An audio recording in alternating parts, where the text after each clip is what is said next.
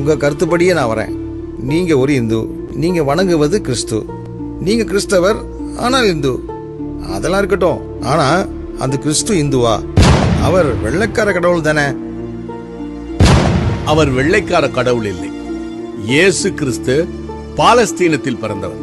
அது ஆசியா கண்டத்தில் இருக்கு. அவர் ஆங்கிலம் பேசவில்லை. அவர் பேசிய மொழி அரமேயம். இயேசு கிறிஸ்து என்பதற்கு இரட்சகர் என்று பெயர். அவர் உலக இரட்சகர் என்று வேதாகமம் சொல்லுவார். அப்போ நீங்க சொல்றபடி பார்த்தா அவர் இந்தியர்களுக்கு மாத்திரம் கடவுள் அல்ல, அவர் உலகத்தின் கடவுள் என்றால் ஏன் இந்தியாவில் அவரை முக்கியப்படுத்துறீங்க? இந்தியாவும் உலகத்துல தானே இருக்கு. இந்தியா இந்துக்களுக்கு மட்டுமே என்று சொன்னால், இந்தியாவை படைத்தது இந்து கடவுள் என்றால் வெளிநாட்டை படைத்தது யார்? இந்து மதம் என்றால் இந்திய மதம் என்று பொருள்.